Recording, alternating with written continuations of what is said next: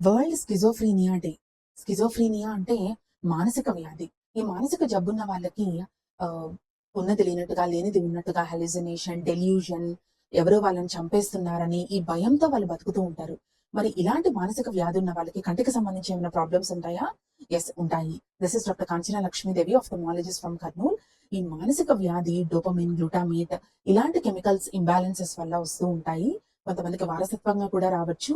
ఇలా ఉన్న వాళ్ళకి రెటీనాకి కూడా ఎఫెక్ట్ అవుతుంది కాబట్టి ఈ డోపమిన్, గ్లూటామేట్ ఇంబాలెన్స్ వల్ల రెటీనాని ఎఫెక్ట్ చేస్తాయి. అలా ఎఫెక్ట్ చేసినప్పుడు నిటారుగా ఉన్నవి వంకరగా ఉండడం, టిల్ట్ అయి ఉండడము, కలర్స్ చెప్పలేకపోవడము, అలానే అటు ఇటు కళ్ళు ఎక్కువగా కదుపుతూ ఉండడము, ఇలాంటి లక్షణాలు ఉంటాయన్నమాట. ఒక్కసారి మానసిక వ్యాధి కంటే కూడా కంటికి సంబంధించిన లక్షణాలు త్వరగా బయటపడతాయి. ఇలా ఉన్న వాళ్ళని త్వరగా మీ దగ్గరలో ఉన్న ఆఫ్థమాలజిస్ట్ ని కన్సల్ట్ అయితే గనక అది మానసిక వ్యాధి వల్లే వచ్చింది అంటే కనుక వాళ్ళని సైకాట్రిస్ట్ దగ్గరికి తీసుకెళ్లి మంచి